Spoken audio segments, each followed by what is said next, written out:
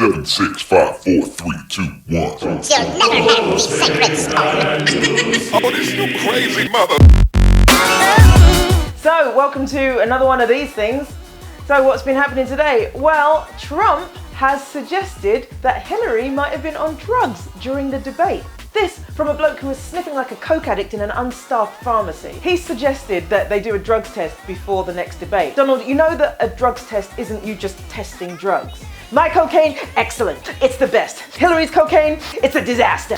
So Trump is suggesting that they take a drugs test before the next debate on Wednesday. And you know what? I think they should. And if his comes back clean, give him some drugs just to calm him the down. So his logic for why Hillary was on drugs was she started the debate all amped up, but by the end of it she was flagging. Yes, that's right, Donald, because dealing with a toddler is exhausting. I can't even manage a 10-minute football game with a toddler, so a 90-minute presidential debate, yeah, she was knackered. Trump wants to count himself lucky that Hillary didn't just send him to bed without his dinner or put him on the naughty step. Now, what is it we don't do?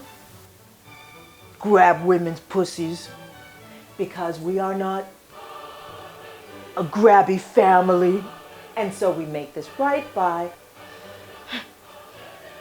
apologize to my accusers and all women and step down so that a legitimate Republican candidate can take my place and a real discourse about the future of America can begin. Good boy. Now, here's a cookie. Drugs test. You're running for president, not the 100 meters gold medal. Well, maybe Donald's right. Maybe there should be a drugs test. And then after that, they could do a psychological evaluation. And then maybe a brain scan. See if he's got one. And in all of this, Trump seems to have forgotten that he's supposed to be preparing for a presidential debate on Wednesday. His preparation is basically going from state to state, calling his accusers ugly. Ugh. Honestly, I would not. Not even with yours. I wouldn't. You know, when I look at her, I get a little bit of sick in my mouth. Ew. Look, you can see it. A little bit of sick in my mouth. Disaster. If this is how Trump prepares for a presidential debate, suddenly it makes sense that he left college without a degree. And now he's saying the election is rigged.